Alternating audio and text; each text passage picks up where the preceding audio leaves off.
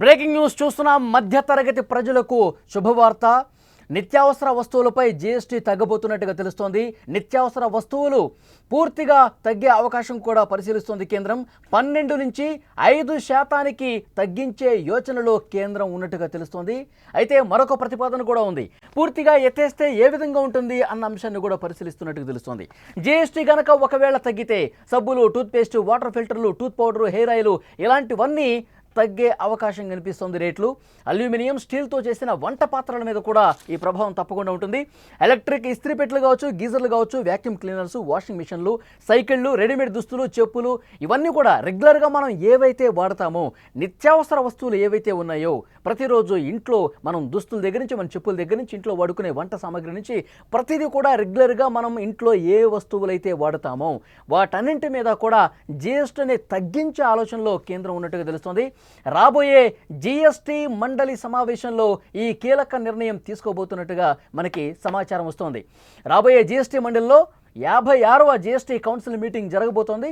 ఆ సమావేశంలో కీలకమైనటువంటి ఈ నిర్ణయం తీసుకునే అవకాశం ఉంది. మధ్యతరగతి ప్రజలకు ఒక శుభవార్త అందించేందుకు కేంద్రం సిద్ధమవుతుందనే వార్త ఇప్పుడు ఆసక్తి కనిపిస్తోంది. అధిక జీఎస్టీతో నిత్యావసర వస్తువులు భారంగా మారగా వాటిని తగ్గించే ఆలోచన కేంద్రం చేస్తోంది.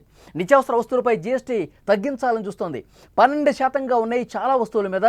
దాన్ని 5% తగ్గించబోతున్నట్టుగా తెలుస్తోంది. పూర్తిగా ఎత్తేసే ప్రతిపాదన కూడా పరిశీలిస్తున్నారు. ఒకవేళ అదే గనక జరిగితే సామాన్య మధ్యతరగతి ప్రజలకు భారీ ఊరటనే చెప్పాలి. చాలా వస్తువులు చాలా అంటే చాలా చౌకగా దొరుకుతాయి. కేంద్ర ఆర్థిక మంత్రి నిర్మలా సీతారామన్ ఇటీవల ఒక ఇంటర్వ్యూలో జీఎస్టీ రేట్లకు సంబంధించి మార్పులు చేస్తామని ఒక సంకేతం కూడా ఇచ్చారు. ఈ నెలలో జరగబోయే 56వ జీఎస్టీ కౌన్సిల్ భేటీలో దీనికి సంబంధించినటువంటి నిర్ణయం తీసుకోబోతున్నట్టుగా తెలుస్తోంది. ఈ వార్తలు నిజమైతే మాత్రం 12% చాలా వస్తువుల మీద ఉంది. అది పూర్తిగా 5% తగ్గిస్తే 5% జీఎస్టీ పరిధిలోకి తీసుకొస్తే మనం ఉదయం లేచిన దగ్గర నుంచి ఇక మనం రోజువారీ కార్యక్రమాల్లో పనులు చేసుకున్నటువంటి ఏ అయితే వస్తువులు వాడతామో టూత్పేస్ట్ కావచ్చు, పౌడర్ కావచ్చు, ఆయిల్ కావచ్చు, సబ్బులు కావచ్చు, గొడుగులు కావచ్చు, కుట్టు మిషన్లు కావచ్చు, వాటర్ ఫిల్టర్లు, ప్రెషర్ కుక్కర్లు, అలాగే మనం వంట చేసుకునే పాత్రలు, ఐరన్ చేసుకునేవి, గీజర్లు ఇలాంటి నిత్యావసర వస్తువులన్నీ కూడా సైకిళ్ళు కావచ్చు, దివ్యాంగులు వాడేటువంటి వాహనాలు కావచ్చు, ఇలా చాలా వాటి మీద రెడీమేడ్ దుస్తుల మీద కూడా ఈ ప్రభావం ఉంటుంది. ఈ రేట్లు కూడా చాలా తగ్గే అవకాశం కనిపిస్తోంది. జీఎస్టీ తగ్గింపుపై కేంద్ర ప్రభుత్వ నిర్ణయమే కాదు, ఆయా రాష్ట్రాలు కూడా దీని మీద ఆలోచన చేయాలి. ఆయా రాష్ట్రాలు కూడా ఏకాభిప్రాయం కుదరాలి. పన్ను తగ్గింపుకు సంబంధించి జీఎస్టీ కౌన్సిల్ సమావేశంలో ఈ నిర్ణయం తీసుకుంటే సామాన్య పేద మధ్యతరగతి ప్రజలకు ఒక భారీ ఊరట కలుగుతుందని చెప్పాలి. చాలా క్లియర్గా, ఎందుకంటే ఎప్పటి నుంచో ఆలోచన చేస్తూ ఉన్నారు. నిత్యావసర వస్తువుల మీద ఇంత జీఎస్టీ అనేది సరికాదు అని చెప్పి అభిప్రాయం చాలా సందర్భాల్లో వ్యక్తమైంది. ఇప్పటివరకు 55 జీఎస్టీ కౌన్సిల్ సమావేశాలు జరిగితే వాటిల్లో అప్పుడప్పుడు ఈ ప్రతిపాదన వచ్చింది. కానీ ఈసారి మాత్రం కేంద్ర ప్రభుత్వం చాలా క్లియర్గా దీని మీద డెసిషన్ తీసుకోబోతున్నట్టుగా తెలుస్తోంది. ఎందుకు అంటే ముఖ్యంగా ఈ జీఎస్టీ పరిధిలో నిత్యావసర వస్తువులు ఇప్పుడు 12% ఉన్నవి. దీనివల్ల చాలామంది కొనుగోలు చేయలేకపోతూ ఉన్నారు. సామాన్య మధ్యతరగతి ప్రజలు అంత రేటు పెట్టాలా? రోజు వాడేటువంటి సామాన్లకు సంబంధించి, వంట సామాగ్రికి సంబంధించి కావచ్చు, మనం వాడుకునేటువంటి వస్తువులు కావచ్చు, చాలా రేట్లు కొంత ఎక్కువగా ఉన్నాయి. వీటిని తగ్గించాలన్న ప్రతిపాదన ఎప్పుడు ఉంది కానీ సీరియస్గా తీసుకున్న పరిస్థితి లేదు.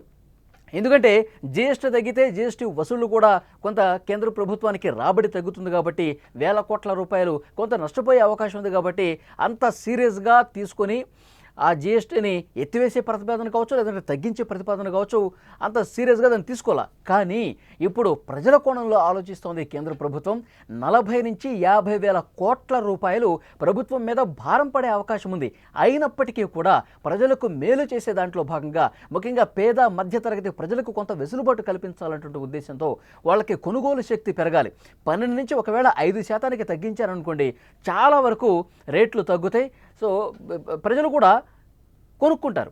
షాపింగ్ మాల్స్లో కావచ్చు, బయట కావచ్చు, నిత్యావసర వస్తువులు వాళ్ళు కొనుగోలు శక్తి పెరుగుతుంది. రేట్లు తక్కువ వస్తే 3 వస్తువులు కొనే చోట 10 వస్తువులు కొంటారు, 4 జతలు కొనే చోట 8 జతలు కొంటారు.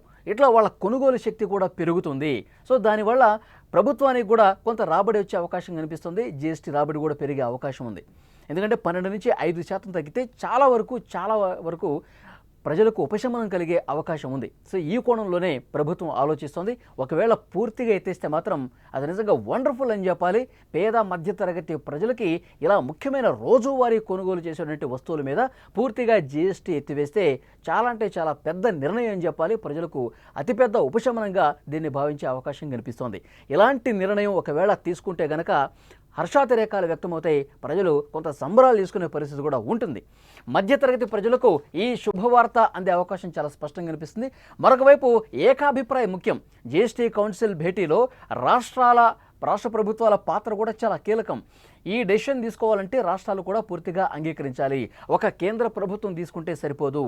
ఎందుకంటే ఒక నిర్ణయానికి సంబంధించి ఈ సమావేశంలో పాల్గొన్న ఆయా రాష్ట్రాల్లో కూడా దానికి సుముఖత వ్యక్తం చేస్తే ఈ ప్రాసెస్ చాలా ఈజీ అయిపోతుంది. రాష్ట్ర ప్రభుత్వాలు కూడా ఈ రకంగా ఆలోచన చేయాల్సినటువంటి అవసరం ఉందని కేంద్రం చెప్తుంది. ఇప్పటి వరకు జీఎస్టీ కౌన్సిల్లో ఒకసారి ఓటింగ్ జరిగింది. ఇప్పుడు మళ్ళీ ఒకవేళ సానుకూలత ఇతర రాష్ట్రాల నుంచి రాకపోతే ఓటింగ్ చేసే పరిస్థితి ఉంటుంది. ఆ ఓటింగ్లో మెజారిటీ రాష్ట్రాలు కనుక కేంద్ర ప్రభుత్వం తీసుకున్నటువంటి ఈ నిర్ణయానికి అనుకూలంగా ఓటు వేస్తే సో డెఫినెట్గా 4-5 రాష్ట్రాలు ఏమన్నా దీన్ని వ్యతిరేకించినా సరే ఈ కేంద్ర ప్రభుత్వం తీసుకున్న నిర్ణయం అమల్లోకి వచ్చే అవకాశం కనిపిస్తోంది. సో మధ్యతరగతి ప్రజలకు ఒక శుభవార్త అతి త్వరలోనే అందే అవకాశం కనిపిస్తోంది. అధిక జీఎస్టీతో నిత్యావసర వస్తువులు ఇప్పటికు కొంత భారంగా బారిపరుస్తోంది. వాటిని తగ్గించే ఆలోచనను కేంద్ర ప్రభుత్వం చేస్తోంది. నిత్యావసర వస్తువులపై జీఎస్టీ తగ్గించాలని ఎప్పటి నుంచో వాదన ఉంది. 12 నుంచి 5% కుదిరితే గనక మొత్తం ఆ జీఎస్టీని గూడ్స్ అండ్ సర్వీసెస్ ట్యాక్స్ని పూర్తిగా తగ్గించే ఆలోచన కూడా, లేదంటే పూర్తిగా ఆ జీఎస్టీని ఎత్తేసే ఆలోచన కూడా కేంద్ర ప్రభుత్వం చేస్తుంది. ఒకవేళ ఈ నిర్ణయం తీసుకుంటే చాలా వస్తువులు పూర్తిగా తగ్గిపోయే అవకాశం కనిపిస్తోంది. ఆ రేట్లు కనుక భారీగా తగ్గితే పేద మధ్యతరగతి ప్రజలకు అతిపెద్ద ఉపశమనం కేంద్ర ప్రభుత్వం కల్పించినటువంటి పరిస్థితి ఉంటుంది. ఈ మధ్యకాలంలో చాలా అంటే చాలా రేట్లు పెరిగిపోయిన పరిస్థితి ఉంది. ఒక షాపింగ్కి వెళ్తే 1000 రూపాయలు ఇంతకుముందు బిల్ అయ్యేది ఉంటే ఈ జీఎస్టీ వల్ల దాని మీద వేస్తున్న 12% వల్ల అది 1600, 1700 ఈ విధంగా బిల్లు వచ్చే అవకాశం ఉంది. ఇప్పుడు మళ్ళీ ఆ జీఎస్టీని ఎత్తివేస్తే 2000 బిల్ అయ్యే చోట కేవలం 1000 రూపాయలు మాత్రమే బిల్ కట్టే అవకాశం ఉంటుంది. సో అంత భారీ ఉపశమనం కల్పించడానికి కేంద్ర ప్రభుత్వం సిద్ధమవుతుంది. పూర్తిగా తగ్గిస్తే గనక 40 నుంచి 50 వేల కోట్ల రూపాయల భారం కేంద్రం మీద పడ్డప్పటికి కూడా ప్రజలకి, ముఖ్యంగా పేద మధ్యతరగతి ప్రజలకి కొంత వాళ్ళకి సులభతరంగా వాళ్ళ కొనుగోలు శక్తిని పెంచాలన్నటువంటి ఉద్దేశంతో, వాళ్ళ మీద పడుతున్నటువంటి భారాన్ని తగ్గించాలన్నటువంటి ఉద్దేశంతో కేంద్ర ప్రభుత్వం ఈ డెసిషన్ తీసుకుంటున్నట్టుగా తెలుస్తుంది. ఇప్పటికే చాలా వస్తువులు మీరు స్క్రీన్ మీద కూడా చూస్తున్నారు. ప్రతిరోజు మనం అక్కడికి షాపింగ్ మాల్స్కి వెళ్ళినా, చిల్లర దుకాణాలకు వెళ్ళినా జీఎస్టీ తప్పకుండా ఉంటుంది. సో దానివల్లే ఎక్కువగా అవి భారం పడే అవకాశం కనిపిస్తోంది. ముఖ్యంగా ఇక్కడ మనం చూడొచ్చు మళ్ళొకసారి అవి ఏ విషయాల మీద, అంటే ఏ వస్తువుల మీద రేట్లు భారీగా తగ్గబోతున్నాయని కూడా ఒకసారి మీకు చెప్తాను.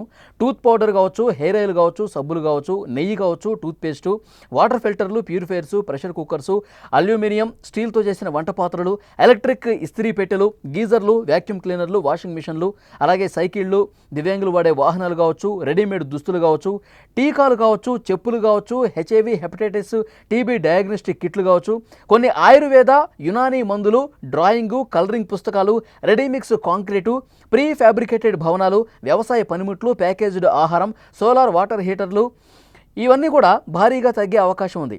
అలాగే సిగరెట్లు, విలాసవంతమైన కార్లు, కార్బోనేటెడ్ డ్రింక్స్, వీటి మీద జీఎస్టీని భారీగా పెంచే అవకాశం కనిపిస్తోంది. ఏవైతే సిగరెట్లు ఉన్నాయో, లేకపోతే విలాసవంతమైనటువంటి కార్లు, కార్బోనేటెడ్ డ్రింక్స్, ఇలాంటివి విలాసవంతమైన వస్తువుల కిందకి ఏవైతే వస్తాయో వాటి మీద జీఎస్టీని భారీగా పెంచాలనేటువంటి ఉద్దేశంతో కేంద్రం ఉన్నట్టుగా తెలుస్తోంది. సో ఒక చాలా మంచి నిర్ణయంగా దీన్ని చూడాల్సిన అవసరం కనిపిస్తోంది. ఈ నెలలోనే 56వ జీఎస్టీ కౌన్సిల్ మీటింగ్లో ఆయా రాష్ట్రాలు కూడా ఇందులో ప్రాతినిధ్యం ఉంది. రాష్ట్రాలు కూడా వాళ్ళ అభిప్రాయం వ్యక్తం చేస్తారు. సో కేంద్రం చాలా స్పష్టంగా జీఎస్టీని 12 నుంచి 5% తగ్గిస్తుందా, లేదంటే ఈ జీఎస్టీని పూర్తిగా ఎత్తేస్తుందా అన్నది ఒక ఆసక్తికరమైనటువంటి విషయంగా చూడాలి. ఒకవేళ పూర్తిగా ఎత్తేస్తే చాలా అంటే చాలా పెద్ద ఊరట పేద మధ్యతరగతి ప్రజలకు కలుగుతుంది అనటంలో ఎలాంటి సందేహం లేదు.